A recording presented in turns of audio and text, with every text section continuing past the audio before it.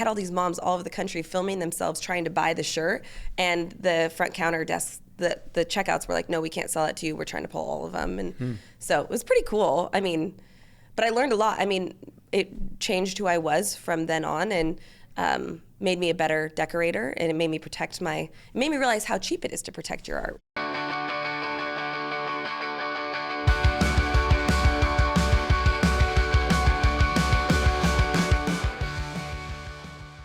Welcome to Let's Talk Shop, where we talk shop with different decorators and people in the apparel industry. Here with Mel L, one of the founders of Allmade, but also had your own screen printing shop, Sandilake. So excited to hear more about your story and how you got into apparel manufacturing. So Mel, tell me the first time you ever thought about making your own t-shirt. Oh man, good question. You know, I never actually thought I would ever make t-shirts professionally, but I started making t-shirts really young. I was always super into, if we had a group event, I'd, start with duct tape actually. You put some duct tape, graphics on back when people were making duct tape you wallets. You would just duct tape a logo on a shirt? Yeah, or like a name. Or I wish I had a picture of that. Oh my goodness. I should try to find I've never actually, not using duct tape as a stencil, just duct tape. Yeah, do you remember when people used to make duct tape wallets? It was like a very big thing. Yep.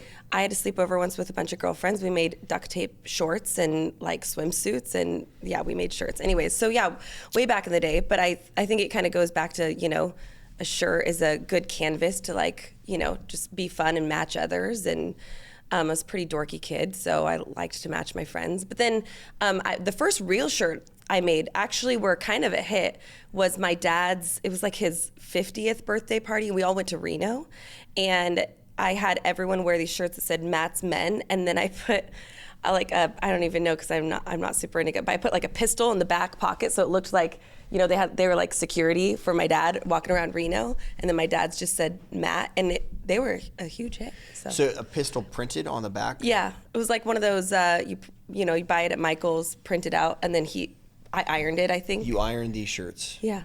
So what year was that? When was how probably, I don't know, 2010. So you'd made a few shirts prior to your Sandilake start. Yeah, I think in the crafting world. That's cool. I didn't know that. Actually, funny story. I used to have a what would you call it? A blog? Is that what they called it back then? It was called Melrose Place.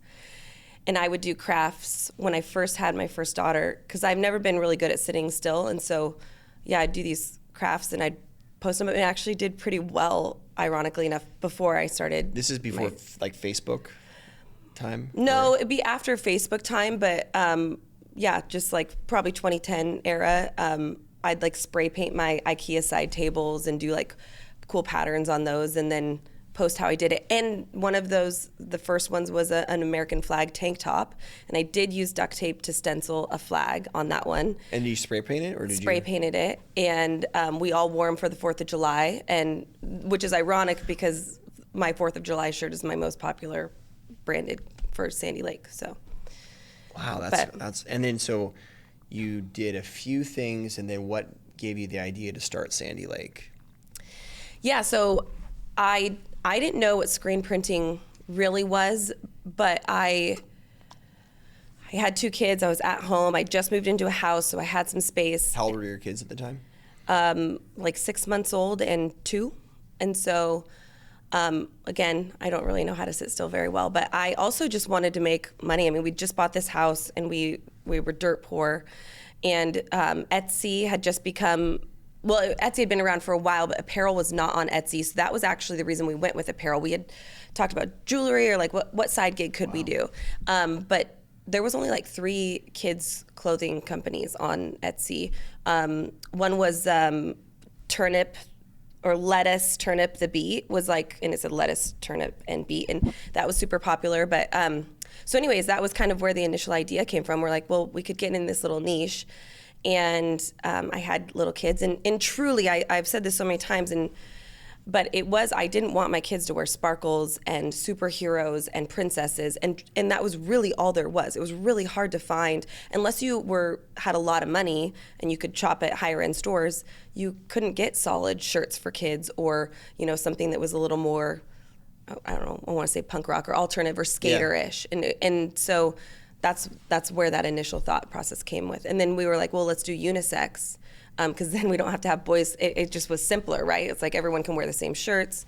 And so that's where it sparked from. And then I was like, well, on Etsy, you have to make your own products. So then I was like, how do you make a shirt without spray painting it? And I learned about screen printing. So how did you learn about screen printing? From you. No, but were you Googling it? We Googled. YouTube it? We Googled, where do you find a screen printing press? Had a pretty big garage. I was like, oh, I can make this work. And I'm pretty artsy. Hit the lottery right up the road at Ryonet. Right. So yeah, living in Portland, this was the first spot that Ryonet was the first place. And so I ordered the, 4 manual Riley Hopkins and brought it in. And then you were on DVDs that came with that package. And so I remember we were still doing DVDs back then. I had a DVD player back then, which I don't even now. But so my husband and I remember where I was sitting. We sat on the floor. We weren't even sitting on the couch. It was like we wanted to be closer to the TV or something. And we're like watching, and we were like, who is this guy? Like, this is so interesting. Like that, like somebody does this and teaches people how. I'd never experienced something like that. But it was actually incredibly detailed. So it was really easy to learn how to screen print from those videos. They were very, not to toot your horn, but they were very good. And do you remember was it filmed here? Do you remember you're standing in front of a press and it looks like you're out in the warehouse area. Yeah. Not like normal where you guys film now, but I can't quite remember, but I probably still have them somewhere. Because there's I think 4 or 5 different versions of that one. I'm just trying to think of which one it might be. Yeah, I don't remember, but it taught you how to burn a screen, which I found to be the most difficult thing to do in my house. Yeah.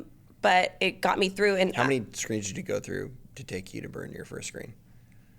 Oh, 1. Oh, you did it right away. Oh, I'm not saying it was good, but I did get it. Because I wasn't a super great business model, but I was really good at Photoshop. I had self-taught myself how for some other reasons and not for screen printing. So I did know how to get a design on top of a photographed flat lay shirt. And so we posted stuff on Etsy before we actually knew how to screen print, and they sold before we had printed our first shirt. So how many did you sell? The first day, I think we had 15 orders, but it was multiple shirts. We had 6 designs to start out with, but those are mostly our really friends. Good. They were supporting us and, being sweet, I'll buy it. But it was very successful really early on. But again, I think it's because we were one of the first, and Etsy was really blowing up. And Etsy did a great job back then of really putting interesting products on their platform. I was talking to somebody about this last weekend who has an Etsy shop. They used to put you on their banner all the time or slit you into emails, and you'd have a $5,000 day really quickly. Wow. And it was so that's how we built up. But. So where did the name, did it start out as Sandilake? We did start out as Sandilake. I had a business partner, which a lot of people don't know, early on, and we both had blonde kids. So Sandy was for our blonde kids' hair. And then Lake was our last names combined. My last name is Lay, her last name was Kelly. And so we combined the two, and we went with an I in the middle instead of a Y because of iPhone. Just this is trending. We'll make it all capital letters with the lowercase I. Wow.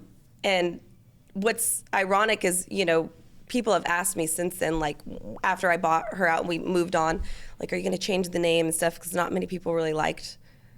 People from the outside, I don't know, really liked the name. But it had caught on so quickly that there was really no option of changing it because it had brand recognition within the first year. It sounds like a really nice lake out in the middle of Oregon somewhere, which is what I thought of when you first... There is a sandy lake. People go sand dune, they're little 4-wheelers. Mm-hmm. Oh, yeah. Didn't know that. I thought this is a girl, she's out in the middle of nowhere, on a lake printing T-shirts. No, or you were from that time. Yeah, I didn't know we just kind of made it up, but it worked. We didn't do it. Yeah, we wanted to make some side money, for sure. That. That's the goal, but you never really think you're going to make money. But both of us had a couple kids, and it was we just wanted to be in community together, and we both liked to craft, and she was really good at sewing. So from day one, we hand sewed neck labels and neck tags. We had them made on Etsy, another Etsy shop, embroidered these. And so I'd screen printed at my house. I'd walk 2 blocks to her house with a wagon, and I'd deliver them to her, and she'd sew the tags, and then we'd ship. Wow. But What you said you bought her out, did it not go well, or did it go well and she just lost interest? yeah, I mean, I think, you know, we're not super close anymore. It's been 11, 10 years. But so really early on, I realized I saw the potential for us to make money. We had really caught on Etsy. And I'm a go-getter. Like, if there's an order, I'm printing it same day, same night to get it out. And her work ethic was just a little different. She was also like pregnant, wanting to have more kids, and I was done at 2. And so for her, it was like, I felt like it was taking a long time to get these orders out, and I wanted the Amazon, like, let's go, get them out really quick. And so we just didn't see eye to eye, and it was fine. Like, it wasn't a big deal. We kind of split up, and she did her own thing. She's very successful now, and but it was a little bit hard because we split up right before Target copied one of our designs, and so there was a lot of notoriety around Sandilake really close to our split. And so that was really hard because it was like she left right before the really big blow up of our brand. And so yeah, but we're amicable. And when you bought her out from a business perspective, because a lot of people start with partners or different, was that hard to negotiate, or was you just have a little quick conversation and then make an agreement, sign a piece of paper?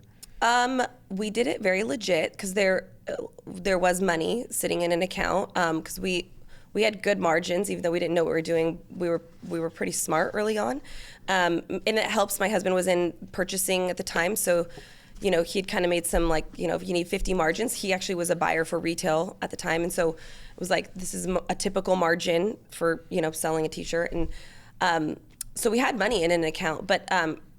Her aunt was a lawyer, and so we actually had this really awkward, like, let's go to a coffee shop. Aunt came in, drafted up a legitimate purchase agreement, and we did it that way, and it was amicable, split the money, and then I think she got all the cash, and I just got the company, something like that. Oh, wow. How much money was it? We had, like, I think, I don't know, $15,000 sitting in an account or something like to that effect. And so our goal was to break even with our initial investment of $3,000. Which was the screen printing stuff? Screen printing stuff. And then our first order from American Apparel was about $3,000 on credit cards because we had no money, no savings. And we paid it. The goal was to pay it off in a year. We paid it off in like 2.5 months. So everything after that was, we were trying to make a profit and put it back into the business. But yeah. And that, from the time that you started and bought the screen printing kit, learned how to screen print, to the time that you bought her out, was how long? It was less than 6 months. Oh, so it went really, really fast. Yeah, we started on April 1st, because I remember, because it's April Fool's Day, and I had purchased her by the end of the year, so. Okay, and then you said you would come into Ryonet and pick up stuff, ask questions. Yeah. Oh, I'd call the customer service line and be like, what am I doing wrong? Like, why? Like what? For what? What reason? Definitely white ink on black, because we were all monochrome. White ink on black shirts just couldn't get it to look right. But yeah, by far the hardest. I was only using a flash dryer at the time to dry. I had never had a conveyor dryer till I moved into an actual shop. And so, yeah, it was, it'd turn brown, or like it, I don't know. I never did off contact ever. So it was, just. You skipped that part of the video. Yeah, 100%. I was like, I'm tired of listening to this guy. I'm moving forward. Let's go. Let's print some shirts. Yeah, let's print some shirts. And what was the first color of ink that you printed? Was it white or black, or was it? I remember the shirt. I have a picture of it. It's the first photo on our Instagram for Sandilake. And it's a gray T-shirt with a black, our logo on it. And that worked pretty good. Oh, 100%. Because I was like, black, I'm crushing this. It's thinner, and it just goes through. And then the moment you print white ink, you're like, I don't know what I'm doing. 100%. And it's funny looking back now, 10 years later, after developing apparel, now where we're at, it's like, wow, like, there was so much to learn. But I mean, I had an interesting business model early on. I only used plastisol. I don't know if water-based was even really a thing early on, or probably developing at that time. But I had probably, more screens than that's behind us. 100 screens. I had a rack that my husband built, and they were all wood. And I would slip them in, and I'd keep the plastisol on them. I'd keep the design on them. I would never wash them. And then when that design was ordered, I'd pull it out, print it, ship it. Yeah. Do you remember who you talked to here about who helped you print plastisol? Ooh, I don't. I think it was Mark Berryman. Maybe. Yeah, I think it was. He Maybe. helped me. He helped me learn how to print plastisol too. Yeah. Especially on hoodies. Yeah, and It gets even harder on hoodies. Oh, on yeah. fleece. Well, because then I thought I'm like so good at screen printing that I took some side jobs, like, $100 hoodie order. Oh, I was just talking about this the other day. Talk about dye migration, which we're talking about now with building Allmade shirts, but no clue. I ruined like 100 sweatshirts. I wasted so much money. Did you eat it? Did you eat that? I ate it. It was for a really good friend of ours that had a really big welding company, and Silas is actually a super famous wake skater. He's really big in the wakeboard industry. I really wanted to impress him, and I remade them all. I ate the money for sure. Did you do it I better didn't the know next it was time? dye migration though. I was just saying this. I thought I was printing You messed it wrong. up. And I didn't realize it was the hoodie, and I could have done some different things to make it look better. It's so interesting what we don't know going into it and how complex the manufacturing process of a screen print is and how many variables there are in it. Right. And just going through that process of learning it. I think hopefully it's easier now for people to learn. Oh, I think 100% is. Because I feel like you could Google that now or YouTube. Yeah. Like, why did my hoodie turn out? But there was less content back then. Mm-hmm. But And that led up, you mentioned something that happened, the Target story. yeah, so really early on, one of our very first designs, so out of our 6 designs, we had this. So we started in April. 4th of July was obviously around the corner, and I'm a big 4th of July gal. I just love it. I think it's fun. I grew up in a town that throws a big party every year and the big fireworks show, and so it's like we all, and my first shirt the year prior was that spray paint shirt. So it was like, we need new ones. So we did this black tank top with white ink, and it said #America, because the whole America That was your thing. first 4th of July, that T-shirt. Yes. Okay. Yeah. And so it did extremely well. It's how we paid off our initial investment. It was definitely the most popular shirt. And then so go around to the following year. It was like I think it was February, March, around then. My girlfriend calls me in the morning. It was like 7 a.m. and she lives up in Seattle, and she's like, "Oh my gosh! Like I didn't know Sandilake was doing that well. Like you sold your design to Target. This is crazy." And I was like, "No, I didn't." And really, truly, I didn't know anything about big company stores copying these small brands. Like, not even on the radar. Like we are small pickings. And sure enough, I like dropped everything I was doing. I put the tank top on, which was probably the smartest thing I ever did. And I ran into Target. I'm like messy hair, no makeup, like just went in, found the tank top, and sure enough, I mean, it was identical. And I'm not saying this is the world's craziest design.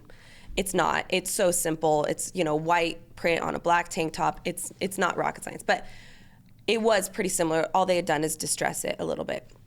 And so I asked this random lady who was shopping, I was like, "Hey, will you, take my picture?" And she's like literally looking at me like I'm crazy because I'm wearing the shirt and I'm like holding this hanger.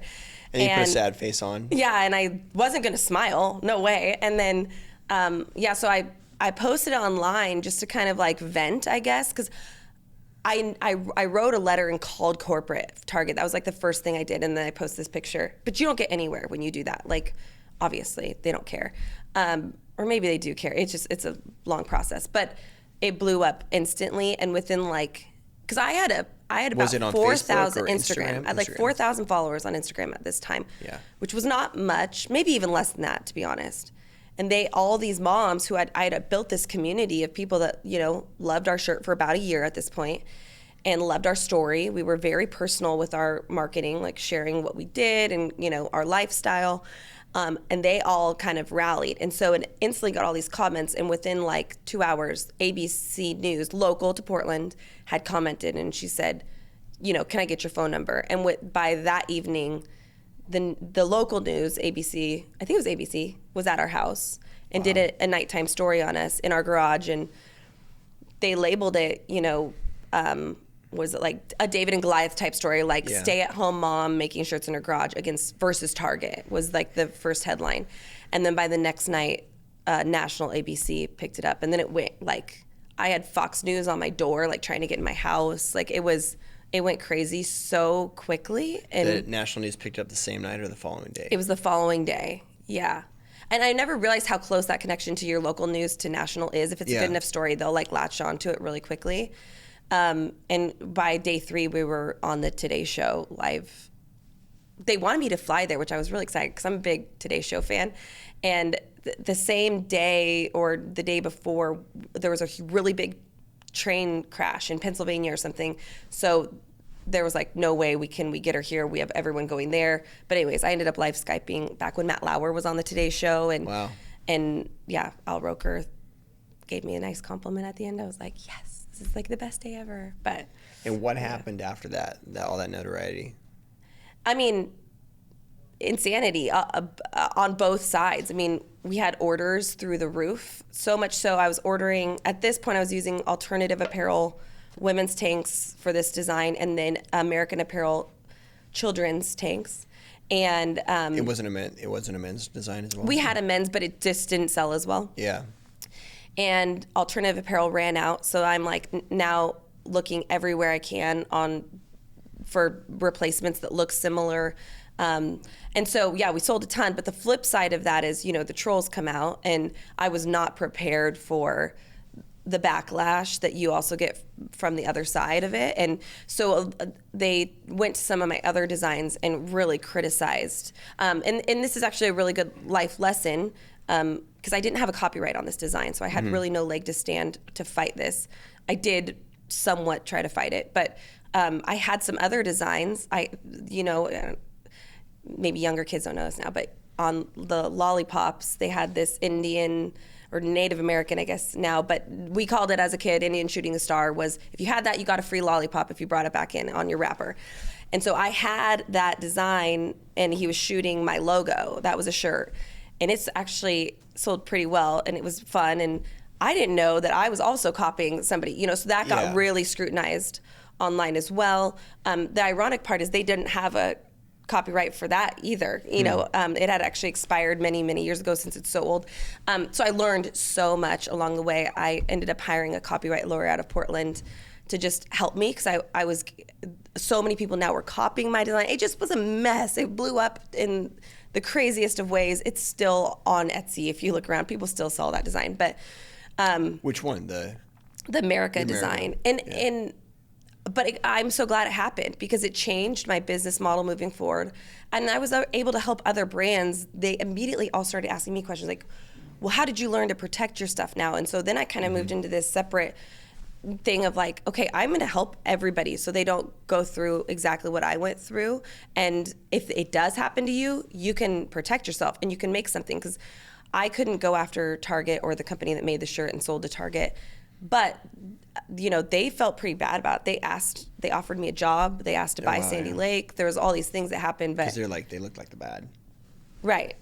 They wanted to make it right. Target did take the shirts out of their stores almost immediately, which was pretty cool. I had all these moms all over the country filming themselves trying to buy the shirt, and the front counter desk, the checkouts were like, "No, we can't sell it to you. We're trying to pull all of them." And so it was pretty cool. I mean, but I learned a lot. I mean, it changed who I was from then on, and made me a better decorator, and it made me realize how cheap it is to protect your art. Yeah, tell me about that, because there's a lot of designs. Just, we were commenting on some of the shirts back here. Yeah.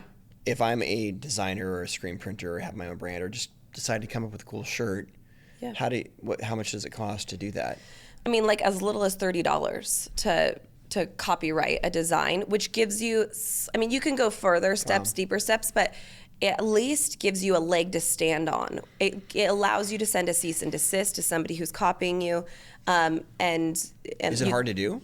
Do you do it No, yourself? so copyright.org is the federal website, and it's obviously a little archaic. I haven't been on it. Maybe they've updated it, but so what I did right away is I tried to copyright every design as just artwork, so not on apparel. That's harder to do, but if you send it into copyright.org on your art, like on a t-shirt, on a tank top, very easy to copyright it. And so, that's good. And then it's yours forever. So copyrights don't expire? Trademarks expire.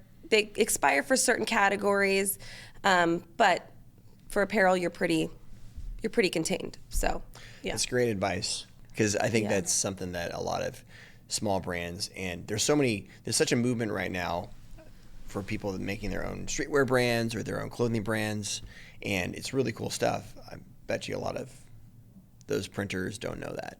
So, great advice. And it's so much easier to copy people these days than even it was for me back in that was like 2015. But I mean, they found my idea on Pinterest because I utilize Pinterest, but nowadays, I mean, it's like so much easier. You can screenshot on your phone. That wasn't a thing back then, and use a different app to take the design, it's, and then it's pretty rough. simple. It's a rough, and it's hard to be unique these days in design and have your own style. And when you find that, you do need to protect it because it's so easy to just, it's easy to get your Instagram account stolen, let alone, your designs. So yeah. So that's a great like founding story of like getting into the t-shirt and then kind of making it. And that's kind of when I think we connected maybe a year after that. Yeah.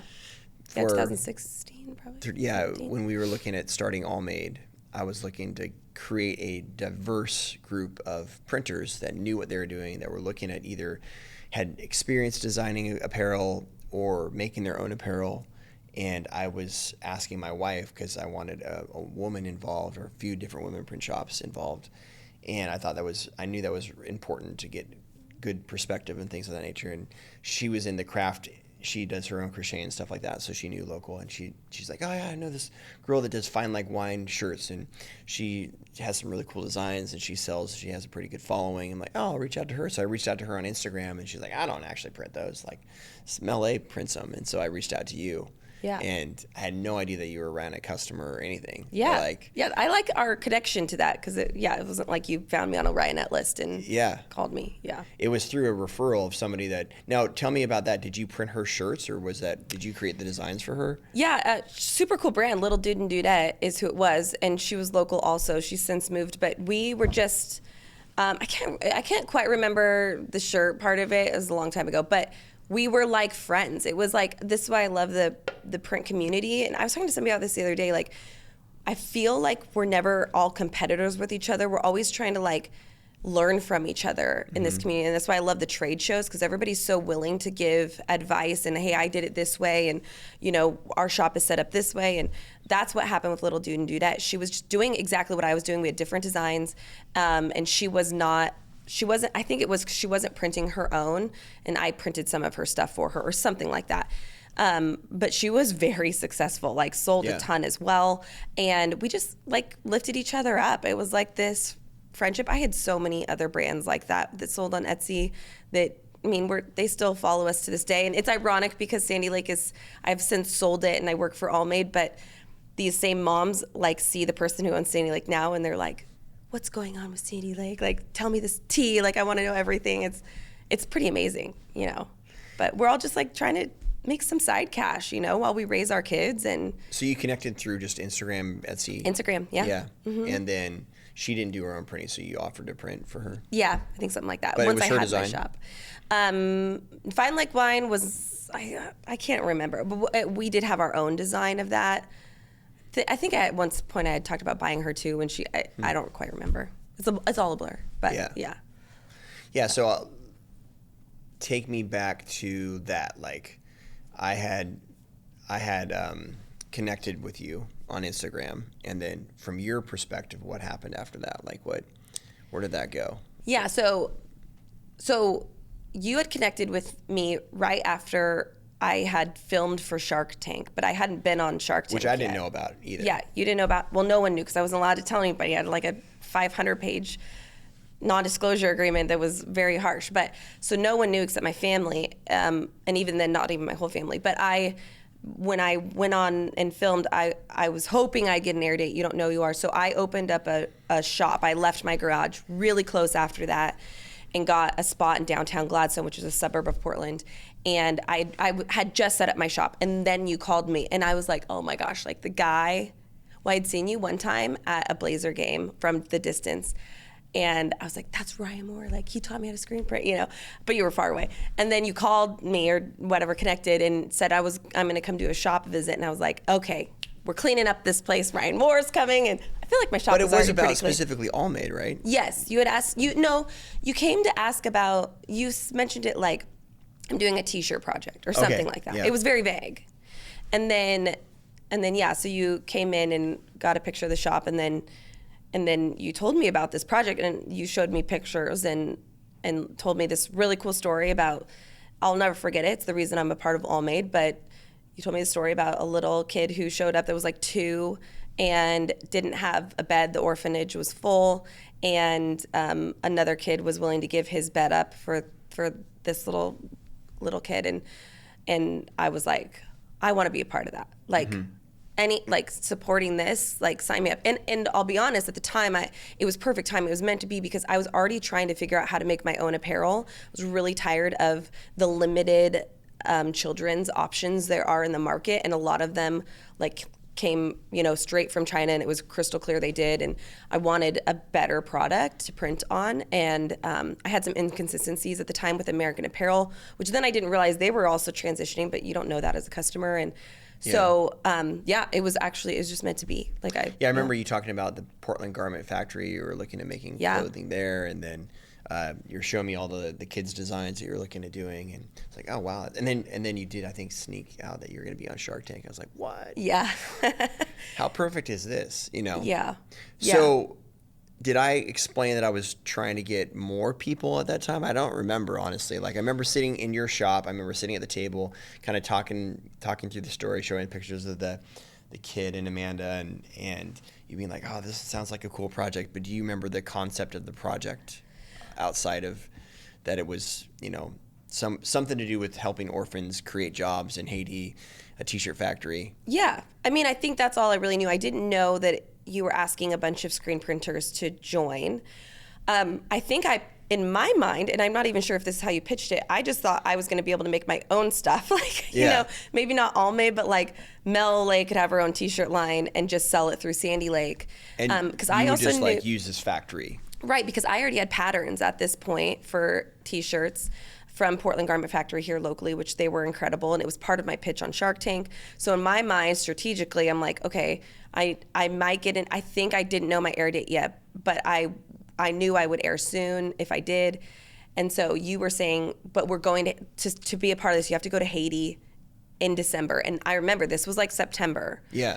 Or, right? Am I accurate in saying that? It September, was probably, October? early August? September. Yeah, because I went in August, and then I was looking for people. I remember specifically when I Instagrammed you, it was on Memorial Day or Memorial Day. Yeah. No, Labor Day. It was on Labor Day. Yeah, because you're like, we're going in December, early December. Mm-hmm. And so I remember early September. It was like, that's a really quick turnaround. And also it's Haiti, and no idea. And also it's like your busiest time of year. And I knew I was going on Shark Tank. And so I was like, but it's crazy that 4-month period, because you visited my shop. We were on Shark Tank really quickly after that. And then it blew up, and it was the most orders I've ever had to fulfill. I'm like hiring people to help me. And then we leave for a week to go to Haiti in December. So it's not only Christmas, but anyways, it was chaos. Were you printing during that time, or you just let the orders stack up? I did not have a screen printer. I was the only one printing. So what I do is I literally have a stack of orders, and then I would have my friends come in. We'd drink mimosas, and they would separate out all the designs for me, and then I'd print like all of the America tanks, and then I'd print all of one design, and they'd fold them and package them for me. But that was not smart. Scaling was not my strong suit. but yeah, and then it's crazy because once we went to Haiti, there was definitely something that clicked on me even early on back then that was like, I just knew that screen printing wasn't going to be my forever. But I really liked the apparel side of it, building something new, building something better. I was very attracted to, and so I think even early on, because that was a few years before I ended up selling Sandilake, but yeah, I loved it. I loved every part of it. So do you remember this process, the naming of Allmade process? Were you a part of that? I was not. No, I think I think it's because we got back from Haiti, and I was so busy with Sandilake blowing up that I think I stepped a little bit. I mean, I was an Allmade founder, but I think we came up with Allmade before Haiti, because we were calling it Allmade in Haiti. Yeah. But so I don't remember that. I knew a few of the founders were involved in the brainstorming of that process. I was not. But the logo wasn't there in Haiti, because I remember the logo was not there in Haiti. No, it was the name, the idea of Allmade. Yeah. The name was there, and we I think had bought Allmade.com at the time. Yeah. But you weren't a part of that. You just like. So when you first heard the name Allmade, what did you think? I don't know, how did we tell it? Like, was it in an email? Did I call you? I don't remember how. I don't remember either, but I mean, it felt right. I think there was a discussion of a few different names actually on a call. We used to do these founders like, because I didn't know anybody. I didn't know like these other founders we have very big shops. I hadn't gone to an impression show yet. I'd never been to a trade show. So like coming in this space outside of. All I knew was like the local Portland print shop, and the guy by my house is pretty crotchety, and his shop is not very big. You know, it's like. I remember I started putting this deck together of all these different shops that we were talking to. Yeah. And you were the second person I talked to. Yeah. And second or third, I can't remember. I think the second, because I remember talking to Brett first and then you. Yeah. And I think I get the order messed up, and I think that makes some founders mad. Oh. I mean, I didn't help name it. I don't really care. But I remember like putting this deck together, and you were there, and it was a picture of you in front of your shop with your family, with you and Dan and the girls, and you had the America shirts on, I think. Yeah. And then, so that's kind of how you start to know who's going to be a part of this project. And then we started doing these calls, and then some were on branding, some were on just the trip. Right. Because my idea was like, if we can get 12 shops to join this movement and help start this company and become our first customers, if they commit to go to Haiti, then we got something. Yeah. You know? And we ended up getting those shops, and you went to Haiti with that, and that was I remember like that's a big ask for you when I was sitting there. I was like, because I remember you're like, it's my busy season. I'm gonna be on Shark Tank. Can't tell anyone that yet. It was over my daughter's birthday. I don't know if that's going to work. Like, how are you going to do this? Yeah, but I mean, you know, I think it does help that Ryonet was such a success, and Ryonet was technically the foundation of my brand. I mean, like, you taught me to screen print, even though you didn't even really like know it at the time. And I think, you know, so it's like you were a part of my brand, and you know, when that's so foundational. So I was like, I want to be a part of this because, you know, I don't know, it's just a good opportunity. And what I've learned over the years with business is you take the phone call, like you take the risk, even if at the end of the day you say no. I could have pulled out after Haiti, and a few people did. A few people was like, we got other things going, we can't make this happen. But it's like, if you just say yes in the initial, you know, and just learn more, you never know what opportunity is going to come out. Like, you know, I got on Shark Tank by a phone call. If I didn't answer that phone call, they might have just moved right on to the next person, and I would have never been on. And so I always say that, like, so we get all these like spam calls on our cell phone now, but it's worth picking up because you never know who's on the other end. And so true. That was exactly what happened with Allmade, you know? Yeah, and that's hard because you have all these other initiatives and all these other priorities that are going on in your head. You're like, I really don't have time to do that, or don't have the resources to do that, or whatever. But just taking that exploration and being curious really can turn into some amazing things. Right. And I feel bad for those people that probably didn't get their orders fulfilled for like 2 weeks. Did you get any complaints on that? No, you know, I had really good advice after being on Shark Tank. The sharks themselves, a few of them called me, and I have this funny story actually. The day I got home from filming Shark Tank, I got a call from Lori Grenier, who's like the QVC queen or whatever. Right? She did not give me an offer. She was the last one still in, and Barbara Corcoran is the one that gave me the offer. But she was like, "Answer me now, or I'm out." But it felt I didn't get a deal. Happy I didn't. Very happy because how it worked out. But the Lori Grenier called me the next day, and I had, you know, I was home alone. My husband's at work. I had 2 toddlers, and I literally like ran to the freezer, grabbed 2 popsicles, like ripped them open, handed them to my kids, and locked myself in my bedroom just so I could like properly have a conversation with this, you know, incredibly savvy business human being, millionaire. Wow. And and so she told me, she's like, put a disclaimer on your site, because not everybody has a good Shark Tank product to sell right away, and t-shirts are a great one. And so she's like, just put a disclaimer that it's going to take a while to get product to you. You know, we have an abundance of orders, whatever. And we did, and it never once had a complaint, I don't think. That's I mean, good. I did end up hiring somebody just to go through emails and respond to those, because people were so curious, and you can't do everything. You know, you got to grow at some point, and so that really helped. But just having some good customer service. But yeah, it was crazy. It was totally life-changing. And it's funny because you go through this major peak of selling so much, and then, you know, life just kind of goes back to normal. And like, we were always elevated from where we were, but it, you know, it's like those are peak moments for sure. Target, I was lucky to have 2 peak moments, very lucky. But you know, life goes back to normal, and you got to keep hustling to keep that growth, and you have to know how to scale, which I was terrible at. which kind of led to my selling Sandilake. Honestly, I was so burnt out. Allmade was being successful and moving in a different direction, and it was just definitely time to let it go and move on. But. Well, you actually had the very first Allmade shirts because we did a batch in America for your kids line. Yeah. And it was, I remember going to LA and we made them in a local, one of our other screen print companies. And we made them out of the same fabric, but we made them a little bit different, in here. Yeah. And what were your customers saying when you launched those shirts? How did they react? How did you feel about creating something of your own and then selling it and putting a print on it? Oh man, it was so much better than buying a t-shirt and from another company that has no story. I mean, I was using American Apparel, and all you're used to is, nipples and risque photos, and it's not very kid-centered, but they were cool. I mean, great style. Yeah. It worked. I mean, it built my brand, but Haiti is the reason it was so successful, though, because my followers had watched us. Like, I filmed live while I was there, just like a influencer trip nowadays.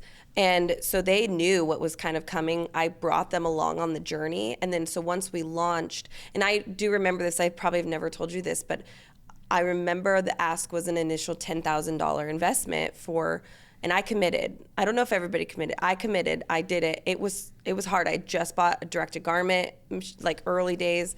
That was really expensive. Didn't you have to get like a loan from your? Yeah, I think I borrowed money from my mother-in-law, but I paid her off within like 3 weeks. I was pretty stoked on that. But yeah, it was a big ask for where I was, because I was like, because of Shark Tank, I was like flushing money in and out. Like, it was it was like I'd make money, but then I'm just buying shirts anywhere I can. And but the coolest part about that was for the first time ever, I was stocking my own inventory. So I had $10,000 worth of shirts in every size, in the few colors that I think black t-shirts, gray t-shirts, and white was our first. And it was wonderful because I wasn't going on distribution sites all the time trying to get more inventory in. But you're sitting on inventory that's getting dusty, and so I was switching my business model at that point a little bit. But I mean, it worked out. I mean, it was great, and I had a storefront, so I built my screen print shop in the back, and the front was our retail store, and it was a total vibe. It was awesome. But, do you still have any of those initial shirts? Oh yeah. You do? Yeah, I've kept a bunch of them. That's cool. You have a little like tote of. I have the Target tank top. Here at Ryonet, we have the Allmade closet, which is like all of our first sample shirts. I think those shirts that we brought to Haiti the first time, we kind of laid them out on the table and kind of chose our fit and felt the different fabrics and decided to go with the tri-blend the first time. And it's pretty. I don't think I have the first Allmade shirts though. Yeah, I definitely have ones from that first set. But I think, going back to that and figuring out how we're going to make and what colors we were going to choose, we chose all that first trip in Haiti. And I remember everyone's like choosing colors and like, this is what sells best in our shop. And I only sold black, white, and gray. Like, literally, that was our staple. We were unisex.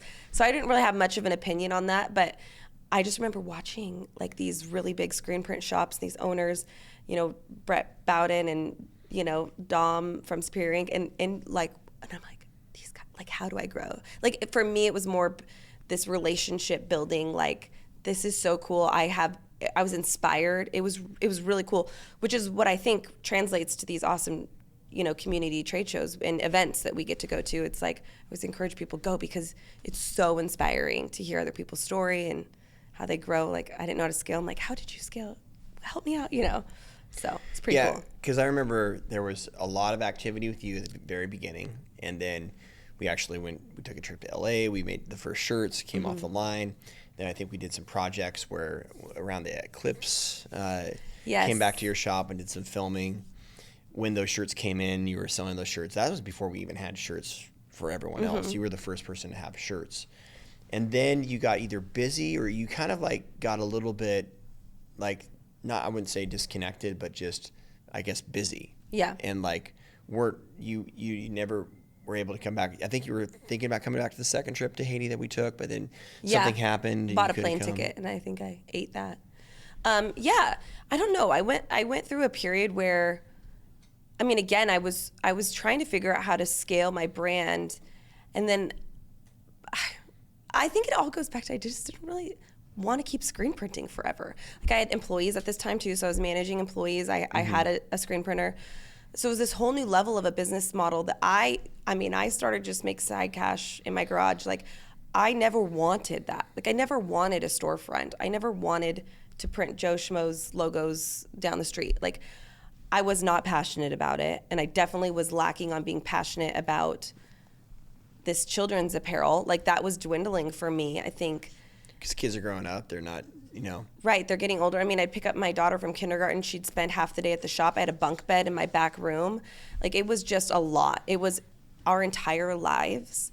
And I think I was really good at taking a step back and being like, what do I want to do? I'm still so young. Like I have so many opportunities.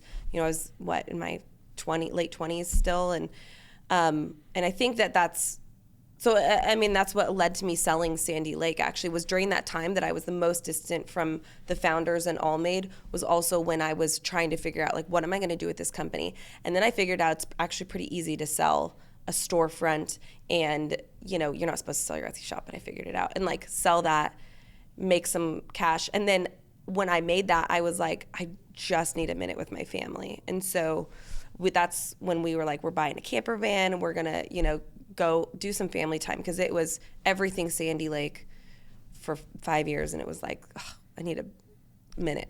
The most iconic Sandilake photo is you and the girls in the van. Was that the... Yeah. That wasn't my actual van, though. Okay. But I like rented a van and toured around with them. That first spring break, that was like my last thing I did with Sandilake. Was okay. That. That's a cool photo. Yeah. I mean, so this is ironic. So kind of full story about selling Sandilake, because currently right now in 2024, Sandilake has now been bought and sold 4 different times. And that means it's something special. I mean, if you can buy it and keep it, like 4 different owners, that's crazy. Yeah, but it goes back to building that initial community we built of people that, really loved our story. And I always say that Sandilake, my daughters are like the blood that ran through Sandilake. Like they helped pick designs. It was stuff they wanted to wear and like. And then the adult clothes just came out of like copying that so you could match with your daughter or son or whatever. And so, when I did those things like camping trips with the girls and we're all wearing, and it was like a photo shoot. It was an opportunity for Sandilake. Yeah. But it was also just showing this fun lifestyle that people just ate up. So then once you sell it, it's the luster just slowly dies and dies, because, I think I was a big part of that brand. And then, you take away the face and it's hard to get that back. And so it's been a little, Yeah. I mean, I don't know how much they sell now, but it's interesting. A lot of those first, I think 25-30% of those first founders that were at that trip end up selling their companies. Several of them sold right away and never became a part of Allmade as a result, even though they were at the very beginning and really helped build it. And then several have sold since, like yourself, and then end up coming back into the story, which we'll talk about in a second. But it is interesting. I remember you calling me and telling me that you were going to do that. And you ended up actually going to work for the nonprofit that we went to Haiti to visit, our very first factory. Yeah, that was a really cool opportunity. So, the CEO of that company went on that first Haiti trip with us. A super passionate guy, so much respect for Joe, and he called me, and I hadn't sold Sandilake quite yet. I was definitely toying with it, and he was like, hey, we're building this thing with Global Orphan Project. Would you like to, come on as an employee? And at this time, the idea of working for somebody else was really exciting to me.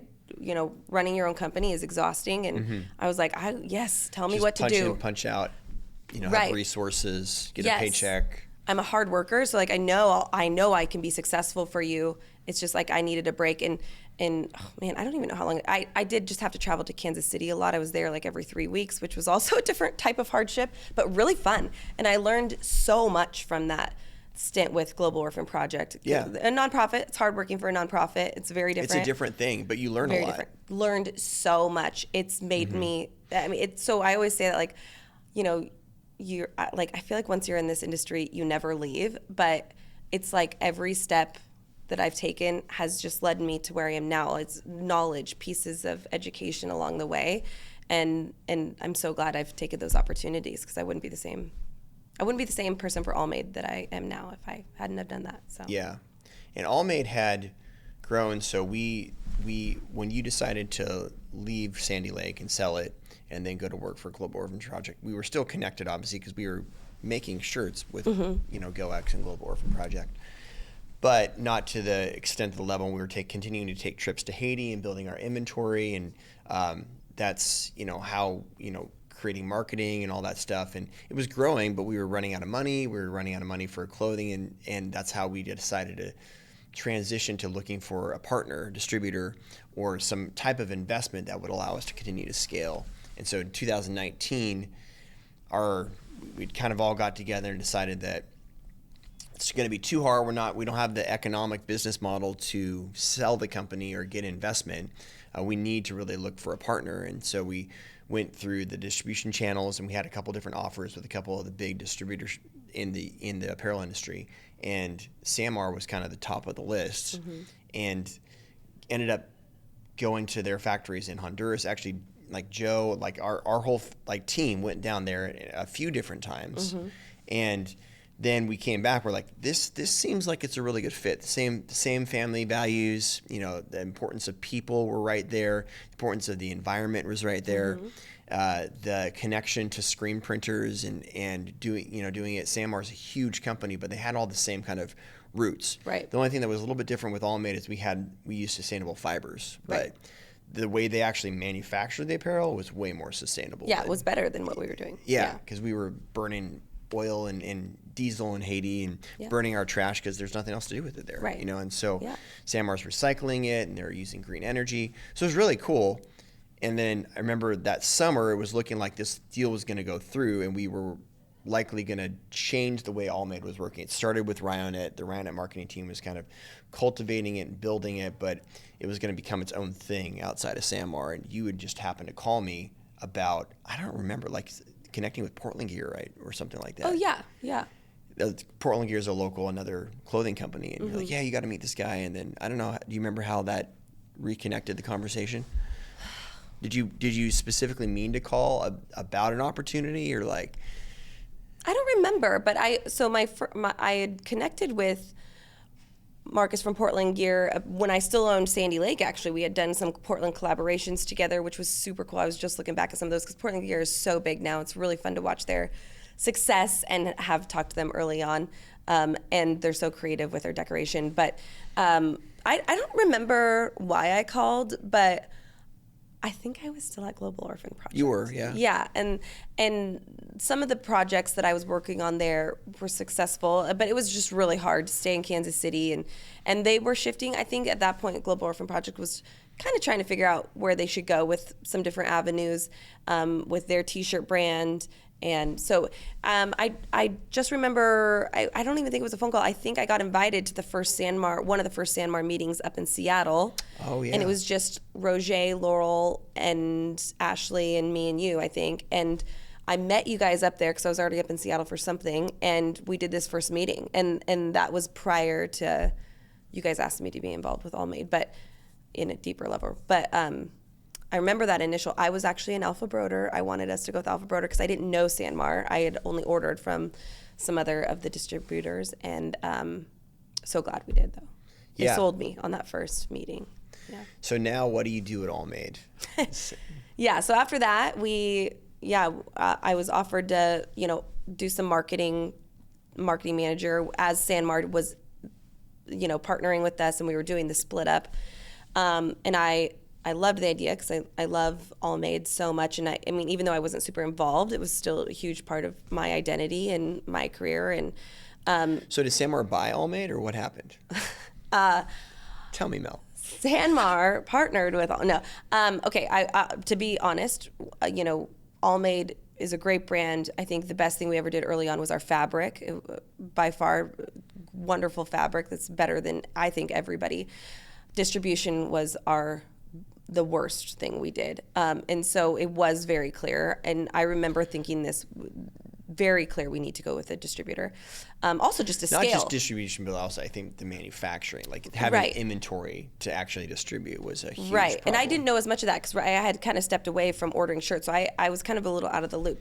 But when we started this process, I got really excited because then I started to see like, okay, you know, I'm a founder, I own part of Allmade, but it's like you're kind of here, and then you see a company the scale of SanMar that they at the time I think were like a $3 billion. I'm like, okay, Allmade can grow. Like Allmade will only go up and up with this team.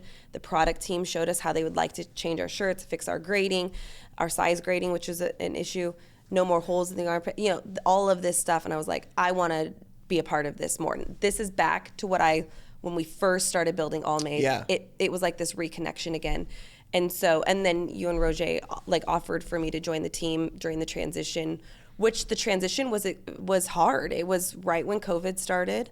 And, you know, splitting from Ryonet was hard because, you know, we all love Ryonet, and those were like hard decisions to make, and it's good for both sides. Well, it's also started like taking a marketing team that does something really, really good and then starting from scratch. Right. And then, like, it'd be easy to do. Again, you got it. And like, no, it started from scratch. Well, and like a team to like one person doing it, you know, and so anyways, it was a really interesting couple of years for sure. And not only that, but building a relationship with SanMar, which is a huge company, and, you know, all of their amazing team members, you know, getting to know them and how do we work well with them. And it's been a 4-year process. And like, I am finally feeling like we're in a really good stride.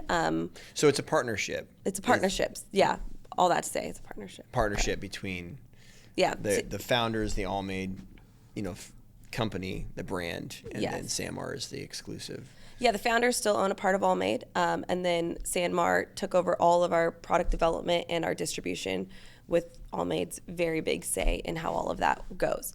And it's perfect because they do what they're best at and we do what we're best at. SanMar is very corporate, and I say that in loose terms. It just feels very straight-laced, and Allmade is like this motley group of screen printers, and we're a little dirty. We like to drink tequila and have fun, and SanMar's a little more straight-laced, which is... They also like to drink tequila. Yeah, we've learned that over the years. But so it was a great partnership because I think they've finally realized like we're a great asset to them. You know, we're fun to decorate. We screen print at every show that we do with them in collaboration. They're finally realizing like, ooh, the Allmade team, like they're fun. They bring people in, and so we've had this last 12 months has been so many wonderful opportunities with them to reach more people, reach more customers, reach more promotional products, distributors. It's great. It's been really interesting to uncover the world of T-shirts. Right. And I remember going to the SanMar for the first time before Allmade was really taking off, and I was learning about distribution. I want to learn about distribution from them. And they're like, yeah, we sell about 70% of our garments through promotional products. So it's like, what's promotional products? You know, what is this? What are these? Like, really? It's that much? I thought screen printers sold everything. Yeah. And I was just talking to Colin because we're going to make some screens after this. We're going to go to this one of the largest promotional products distributors, Halo. He's like, what's that for? I'm like, Halo. He's like, what's Halo? Is it the video game? Like, no. They sell the most T-shirts. Yeah, more than anybody. It's crazy. But it's also the connection to decoration, and the fact that most of those T-shirts that sold are decorated. Most of those decorations are screen printing. Right. So that's core part of Allmade still, right? Yes. Yeah, it's one of the greatest parts about working with kind of this promotional products industry is having them print their own shirt when we live screen print. And because so many of them have sold hundreds of thousands of shirts, they have all these amazing partners, but they've never printed their own shirt ever. And it's like, oh, you want a screen print? Yes, I'd love to. Like, hold my badge for me, hold my bag, and they get so into it. And it's, they're in awe. And for us, we really only focused on selling to screen printers for so long. It's fun to watch them light up. And I always tell them, now that you go visit your print shops, you got to offer to step on the press and print a little bit. But it's been super fun. Even the SanMar sales reps who are selling Allmade every day, we've taught them how to screen print and, just oh, I love it. become one with the shirt a little bit. It's like, you have to know how to decorate. And they're doing their own designs. Yeah, they're like, can we flip it upside down and put it on the back bottom hem? And I'm like, no, just print it normal. You probably print more shirts now than you used to. Probably. Definitely in a day. You've broken some records. I think, what's your record in a day? Oh, definitely 1,000 maybe? Yeah, it's like 750. Yeah. It's it's over 1,000. Probably. That's a lot of hand prints to do. Yeah, a lot of manual printing. You got blister ones, right? Oh yeah, blisters. my favorite is printing in, at these promotional products trade shows. Everyone's a little, it's like, your Motley screen printers, then you got your promotional product. Like they're a little more polos, So I always wear my blazer while I print, and people really love that. They're like, how do you not have ink on your blazer? I'm like, I've done like 700 shirts today. Like you just get really good at not being a mess, But there's always accidents. Because remember that one time at that show? Well, not as many as you. I like to make accidents for sure. But you're printing on the same press you learned on. Yeah, we travel with the same press. The only press I've ever owned. Yeah. The Riley Hopkins 150. Tried and true, baby. What happened to your original press? Fun story. A SanMar employee, her son wanted to get into screen printing, and I offered to give him everything I had. So I gave him hundreds of wood screens, which I don't know if he ended up just taking those to the dump. They probably should have just gone to the dump. Firewood. Yeah. And then my Riley Hopkins, my conveyor belt dryer, all of it. And he's made thousands and thousands of shirts out of his parents' garage and over the course of his high school career. And it's pretty cool. Wow. That's awesome. Yeah. Definitely comes full circle. It does. I'm so proud. I still have a heat press and, a vinyl cutter, and, I try to stay crafty a little bit, but it's definitely more fun to make the blank now. It's like my brain has shifted, and to solve problems with blanks, because there are problems, and we've experienced some of those, and we want them to decorate perfect. And so it's been a super cool learning process. Yeah. Where is the future? Where do you see the future of Allmade going? Yeah, I think the cool thing about Allmade is that from day one, we tried to innovate fabrics and use new things that's not used a ton. Like modal was a big part of our proprietary fibers and fabric, and makes the shirt soft. And instead of using rayon, which is in most shirts. And so we've innovated over the years, and we're using recycled, cotton now, which is super cool. Not a ton of people know about. Obviously, we're still using organic cotton, but we're innovating our fabrics, and so it's exciting to watch. We're building CVC t-shirts right now. We don't have a CVC in our lineup, and learning how we can, that obviously has to have polyester in it. We use recycled polyester, but how do we go even one step further and just using ocean-bound recycled poly or bottles, and so that's what's beautiful about our SanMar relationship, is they have this ability to learn new. You can make shirts out of milk, corn, like there's all these different, going way beyond, getting better sources for hemp. We were just talking about hemp last week or a couple days ago, and the possibility of, just different, making a shirt a different way that still prints incredible is super important to Allmade. While we help the planet and make sure the people that make it are being taken care of. So it's fun. I think we'll be doing some innovation in our future. I think right now we're just really focused on making our standard line. Like we have 22 products right now. We started with one. And so it's nice to really round out what we offer so that there's something for every decorator if they need a sustainable product. And then the future is really working on getting our pricing down. Most sustainable products are far more expensive than regular and or conventional, and we want to make it so that you don't have to pay more for a sustainable product. You should not have to. And so SanMar's really helped us do that as well. Is it getting there? Oh yeah. Like our tri-blend is, eco fibers, and we're comparable to most other tri-blends on the market.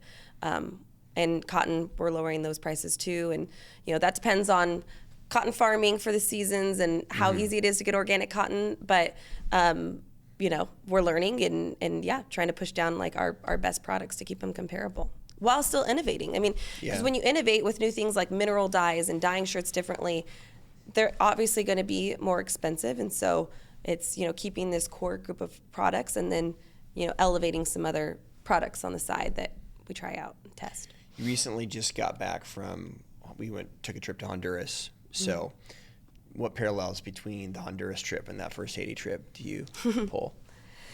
Yeah, I think when we first went to Haiti to build Allmade, it was like this mission, like we're going to do something different, we're going to disrupt the industry. And now I feel like when we go on trips to tour factories, it's like, okay, how do we take that initial disruption and just make it better every single step? Like, how do we elevate this? And so the last trip was cool. We're still bringing customers, which is like really rad. Not many people do that. It was a very initial smart decision that the Allmade and Ryonet crew did was bring customers to Haiti, because when you go and you see how a shirt is made, you're sold for life. I mean, it's so much You're education. just more connected to it. Right, and decorators don't get to see that part, which is the biggest part of how a shirt is made, and a shirt getting to an end user. And so we took 30 customers, which was humongous to Honduras. And, Honduras is similar to Haiti in ways. There's danger. It's, you have to be safe, and you have guards, and, but in Honduras, the beautiful thing about the factory we partnered with is that they were so smart early on making good decisions for the planet. And a lot of that was economic, to do with money saving. Like, you recycle your water because it saves money. You use solar because it saves money. And so they're already doing all of these things. And so to see it in real life and, stand on the roof, which when we first went to Honduras, no one ever stood on that roof. And then we're like, can we climb up there and go on the roof? And they're like, I guess. And the first time we climbed a ladder up there, and now we're bringing customers and we're wearing hard hats. There's a walkway. Yeah, they have it all set up nice. The roof is the solar field of just everywhere you look. Miles of solar. It's awesome. Yeah, it's super cool, and you can see other factories far away, and it's pretty cool that ours is so unique and so just thoughtful with their process. But man, it was so cool bringing customers there, and we brought this time not just screen printers but brand owners and promotional products companies, and it's just fun to see them light up and kind of relive those first experiences through them. We named colors this time, which was so cool to have customers name colors, and have them have some ownership in Allmade is super fun, which I want to do more of with customers moving forward. Speaking of colors, we make our colors more unique. So yes, this is one of our colors right here. This is our screen and our impact. But you know how what color is this right here? Aluminum gray. Yeah. From our screen manufacturer, Nortec, they need that color. Yeah, but it's interesting because, SanMar has so many products, and I've learned there's this big color log of how you name colors. Yeah. And every time we come up with a new color, they're like, this is too unique, you guys. This is weird. No one's going to get it. But they've been so sweet to us and let us be quirky and weird and let the colors fit our brand, which I love. What's your favorite Allmade color name? Oh, I don't know. We're coming out with matcha green, and I really like matcha green. Yeah.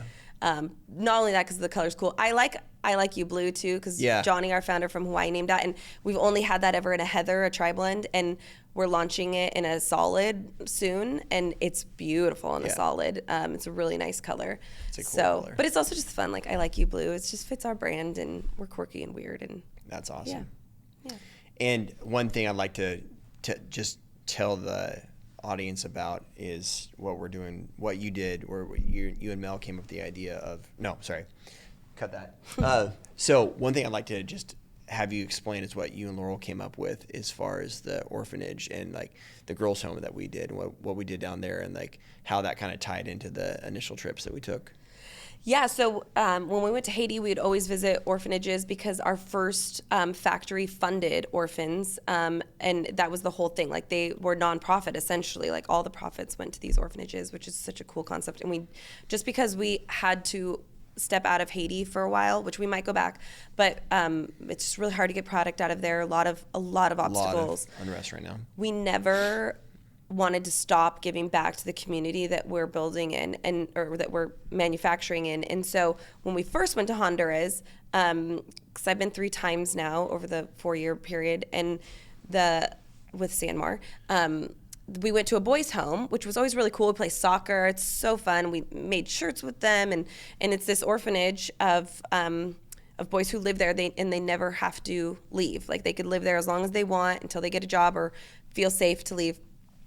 But I didn't realize that there's also a girls' home that's much smaller. It's 20 girls, and it's kind of the same group, but same concept. There's kids that are age 2 to 18. They told us one lady lived there till she was 26 because she wasn't quite ready to go out in the world on her own. Yeah. But they're great. It's a beautiful home, but they needed a lot of upkeep.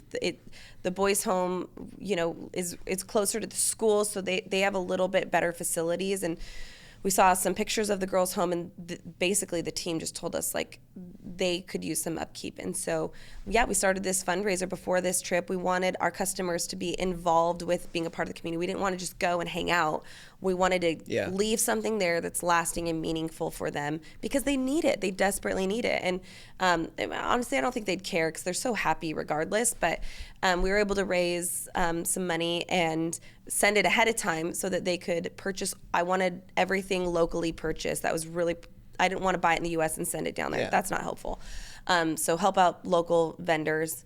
They brought in all new beds for these girls, new sheets, completely redid the kitchen, new oven, new tables. And then we brought some friends, Zach Acorn, he painted a mural on the wall that everyone helped out with. It was like a community mural with the Allmade heart super big in the middle. And, we brought all these crafts to hang out while we were able to just give back. And it was so amazing that like we want to do so much more. Like we were there like, okay, they need a new playground. And so we're going to continue to allow this incredible community of decorators give back. We don't want people to just use Allmade and print on Allmade. We want people to be a part of Allmade and be a part of our family. And so this is one avenue that you can do that is, donate to a SOVI and, slowly do projects. We're bringing a computer up for one of the girls who wants to do some graphic design and kind of learn some of what we all do really well. There's just not any opportunities there for that. Skills on.